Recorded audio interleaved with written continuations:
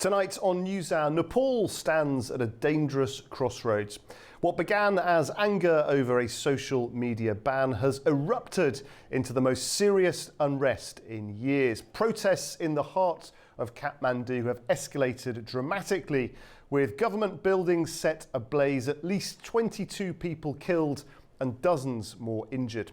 The government has now reversed the ban, but the concession has done little to calm the streets. Instead, the demonstrations have transformed into a broad anti-corruption movement, drawing tens of thousands in Nepal's capital and beyond.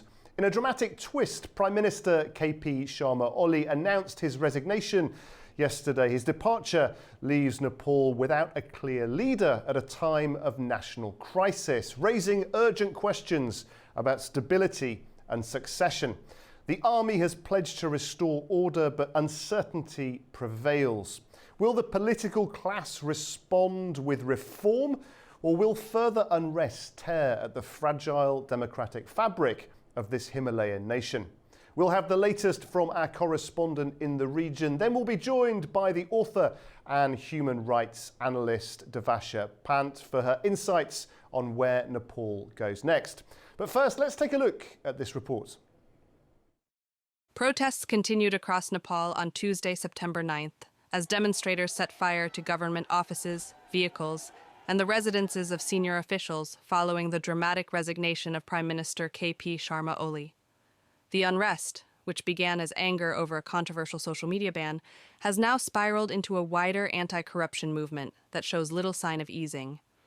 In Kathmandu, protesters torched the homes of Communications and Information Technology Minister Prithivi Subba Gurung, Maoist chairman Pushpa Kamal Dahal, widely known as Prachanda, and even the personal residence of the former Prime Minister himself. Crowds also targeted a school owned by Foreign Minister Arju Rana Deuba, underscoring how public anger has spread beyond government offices to properties symbolically linked with political leaders. The Parliament building and the historic Singha Durbar Palace, which houses several ministries, were also set ablaze amid the chaos. Plumes of smoke rising over the capital served as stark reminders of the scale of unrest sweeping the Himalayan nation. After 2 days of violence that left at least 20 people dead and nearly 350 others injured, the Nepalese army assumed control on Tuesday night. Soldiers were deployed nationwide to enforce order, guard state institutions, and respond to the looting and vandalism of public property. Reports also emerged of prisoners being freed as crowds overran detention facilities. Sedopati news outlet reported that the army is operating all over the country. Earlier, the Army Chief General Ashok Raj Sigdel had urged restraint, calling for calm and dialogue to prevent further bloodshed.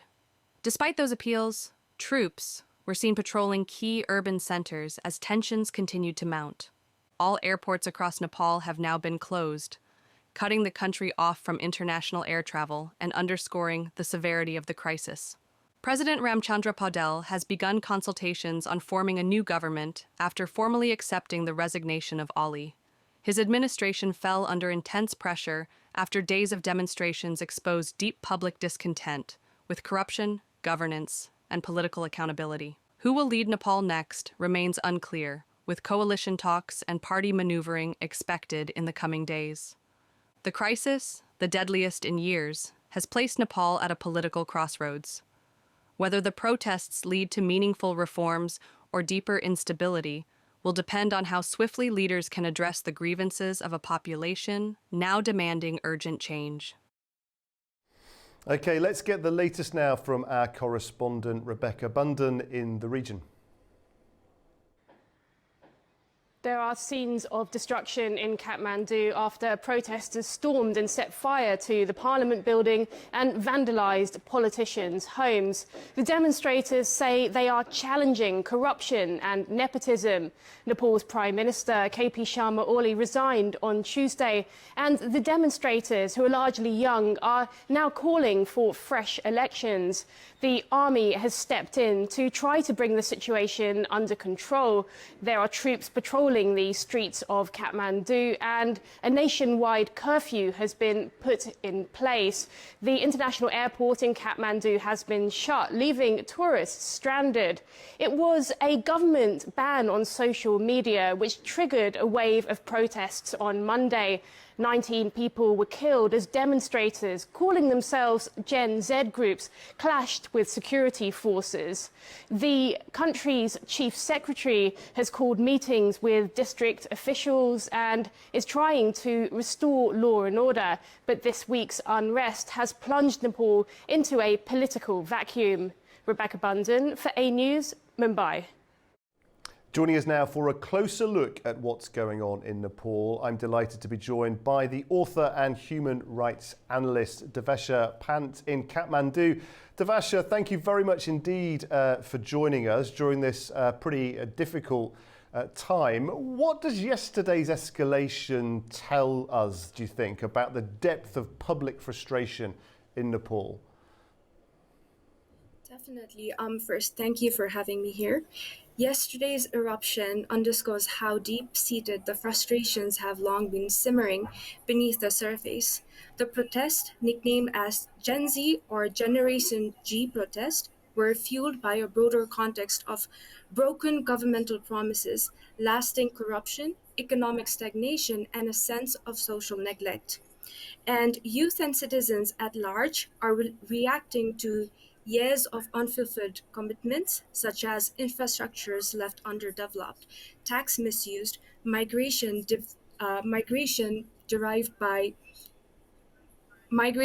by lack of local opportunities, and returning bodies inside boxes, symbolizing national despair, all accumulating under a climate of ripe uprising. So these nationwide protests, led by youths demanding accountability, transparency, and reform, flashed into a view during the recent social media ban. But the groundwork of this collective anger was laid much earlier. And Devesha, you're a distinguished analyst and an author well used to describing these situations, these events, but you're also a human being too. I mean, what are your predominant feelings being amongst all of this? Is it one of frustration, fear, despondency, or a mixture of all of the above? Well, I'd like to comment that it is definitely a mixture of all of the above. However, we do not want this frustration and anger turn into something destructive. What happened yesterday was a moment of emotion taking over people. But, this uprising definitely demonstrates that frustration is not a new phenomenon, but a chronic consequence to a systematic governance failure. But from here, we do want to move forward. We do not want to linger around with these frustrated feelings. A chronic consequence indeed. And one of the phenomenon that seemed to cause the outburst of emotion, the situation on the streets, was of course this social media ban. How significant was that ban? Was it the main thing that fueled the protest, or was it really just the flame that lit the fuse? As you mentioned, so the social media ban was just a spark in a volatile environment where frustration has been building for years. Again, on September 5th, the government suddenly blocked 26 major platforms, including Facebook, WhatsApp, Instagram, YouTube, and X, claiming that they had failed to register under a new directive. However, this abrupt censorship came just when the conversation were going on around lavish lifestyles of political elites and their children. The so-called Nepo kids trend was gaining momentum online. And for many, the timing of ban seemed less about the compliance and more about silencing the criticism. So importantly, these platforms were already paying millions in form of digital service taxes to the Nepal's Inland Revenue Department. So the ban was perceived by the citizens as a politically motivated rather than a fiscal matter. So instead of quieting the dissent, this blackout just backfired, and the Gen Z quickly migrated into alternatives like TikTok and Viber, where they organized rallies and coordinated messaging in real time. So, this was within a day, a peaceful sit in snowballed into the largest and most violent protest Nepal has ever seen in decades. And at least 24 people have been killed and hundreds have been injured. So protesters rallied behind slogans like "Stop the ban on social media, stop corruption, not social media," framing that the shutdown, at least in the latest in a long line of overreaches. Yeah, that's very interesting you talk about the framing. I mean, do you think to some degree there was a misunderstanding on behalf of the protesters, an unfair conflation of two disconnected issues? Or has this now primarily become an anti-corruption movement, something much, much broader? Yes, definitely. It certainly began as an anti-corruption movement, not just as a social media ban, with Gen Z taking lead in calling out the entrenched nepotism and misuse of public resources. The initial demand was clear: accountability for corruption and an end to the culture of impunity. But very quickly, the protest now has grown into something broader. They've become a reckoning with systematic failure of Nepal's governance, for stalled transitional justice, and weak accountability mechanism, to the lack of opportunity that has driven millions and millions of young Nepalese abroad. So for many, this isn't just about politician pocketing money anymore. It is about the broken promises of democracy itself, where citizens have been feeling silenced, sidelined, and robbed of a better future. So in that sense, again, what started as a peaceful anti-corruption movement against the social media ban or any other thing, it evolved into a reformative movement, a demand not only to punish the wrongdoings, but also to fix the structural justice that have been ignored for decades. Devasha, the resignation of the Prime Minister, pretty dramatic turn of events. What should we read into this? How expected was it? And what message does it send to the protesters? Does it satisfy their demands? Is it enough? No, definitely not. So the resignation of former Prime Minister Oli was unexpected in its timing. We were definitely looking forward in future, but not yesterday. And while it reflects a recognition of public anger, it itself is not enough. The protesters are not simply calling for officials to step down, but we are demanding for accountability, fair hearing, and independent investigation into what has happened and who has benefited from misuse of power. And, in this case, resignation can be symbolic, but what people really want now are systematic reforms and enforcement of laws against those who have taken advantage of it for years. And, simply in other words, Oli's departure is only seen as a starting point right now. We want truth and trust to be rebuilt through reforms that go beyond individuals and address the deeper structural problems that has actually fueled this crisis. Truth and trust to be rebuilt. Very interesting indeed. And talking of some of those systemic reforms that are required, how prepared is Nepal's political system to handle such a sudden change in leadership, a vacuum, if you like, of leadership? Yes, definitely. Well, currently there is actually a discussion between the army and Generation Z representative going on. But however, Nepal's political system is definitely facing an unprecedented challenge. With resignation of the former prime minister, while the constitution provides mechanism for caretaker governments and succession, the rapid pace of recent event has created an uncertainty. So, historically speaking, Nepal has experienced frequent transition. Since the abolition of monarchy in 2008, the country has seen at least 10 government changes in just 12 years. So these frequent shifts have strained the decision making and policy continuity and public confidence. But at this moment, the citizens are questioning whether the traditional party driven system can deliver a stable leadership.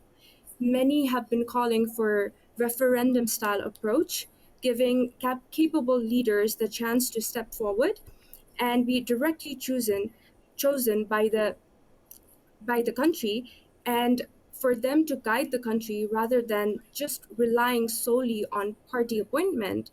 And right now, how we see this is the political system is being tested to see whether or not it can adapt to the demand for and accountable leadership in this rapidly changing environment.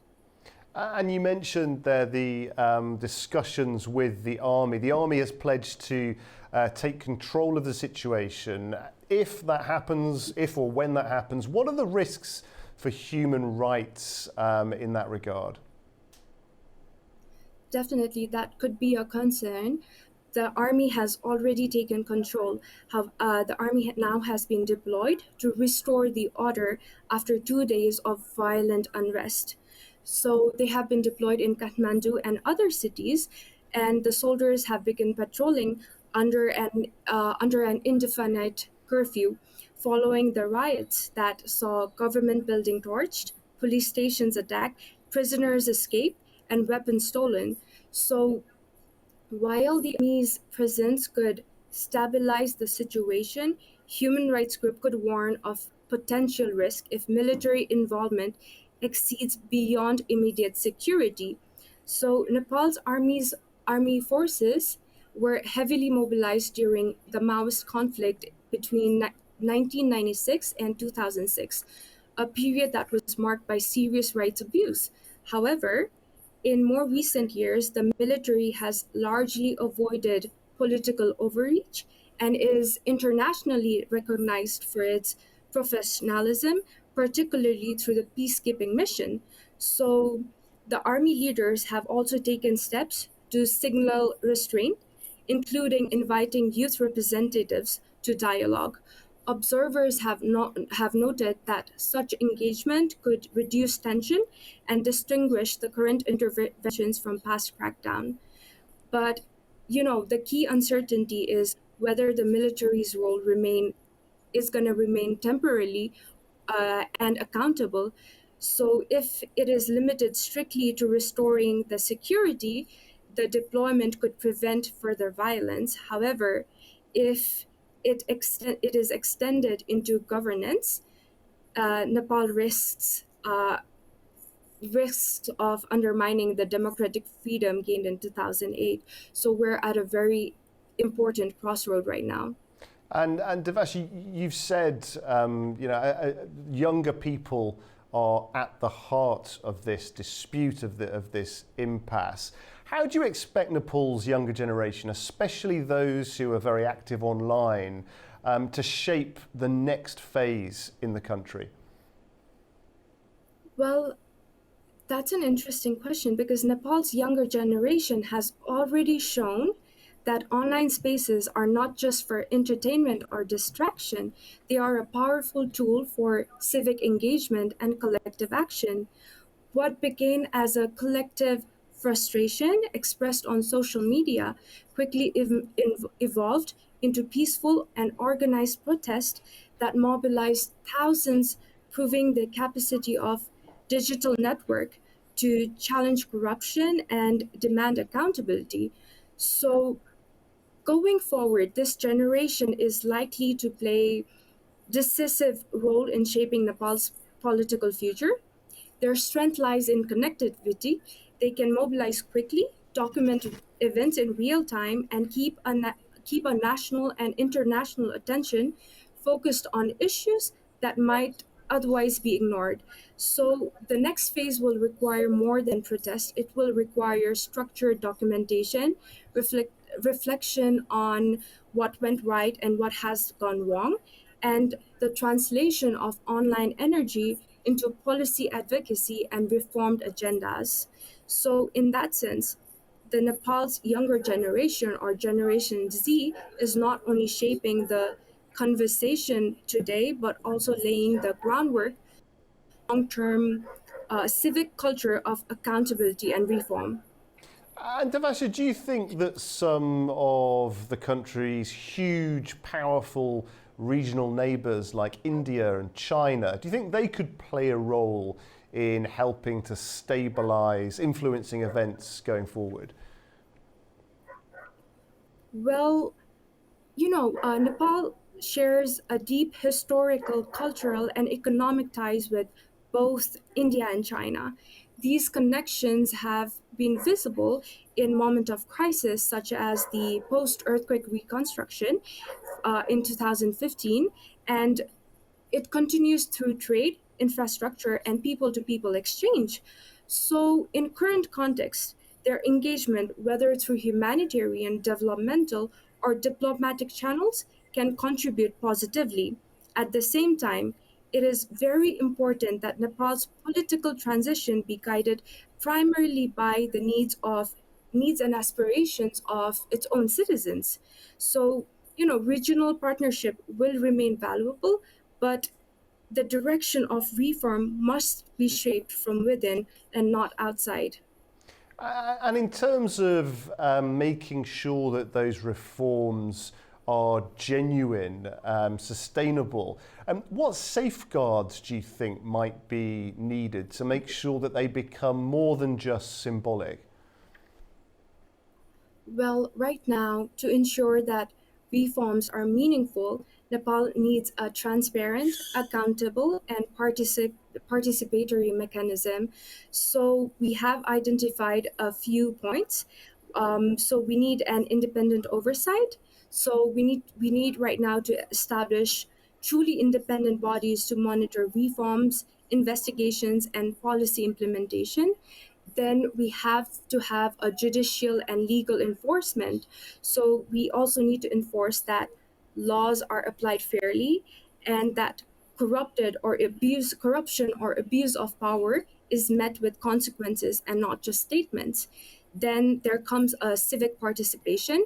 So we need to ensure that there is involvement of youth, civic societies, and local communities in designing and monitoring the reforms to make them more grounded and representative.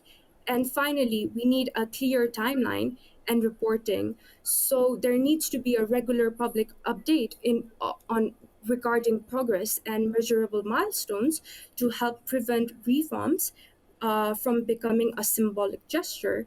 And in short, genuine reform requires accountability, inclusivity, and transparency at every stage, so citizens can see tangible change rather than just promises. Finally, Devasha, do you have hope? I do have hope. I do have hope. This morning I wake up, I read the news, and I see most of the Gen Z protesters who were protesting on streets yesterday, they are now cleaning up the rubbles. We have started to rebuild the nation, and Nepal is definitely at a crossroad where transitional and traditional leadership approaches are no longer sufficient. So the upcoming leaders must acknowledge that the political dynamics of a decade ago, the top-down decision-making system, and slow reforms do not meet the expectation of a digitally connected and globally aware population. And Nepal, we all live and operate in an interconnected world, right? So there is global scrutiny, international partnership, and regional developments influence both public perception and policy options. So the upcoming leaders must navigate this pressure carefully, ensuring that reforms align with the local needs while meeting international standard of democracy, human rights, and transparency. Yes, I do have hope. Devash, that's a very hopeful and important point to end on. We thank you very much indeed for your analysis and for joining us from Kathmandu. Thank you very much indeed. Thank you so much. Thank you. The protests in Nepal then have revealed deep cracks in governance and accountability. With the resignation of KP Sharma Oli, the path forward remains uncertain between reform, repression or renewed unrest. The coming days will test both Nepal's political class and its institutions. Well, that is all for this edition of News Hour from all of us here at A News. Thanks for being with us.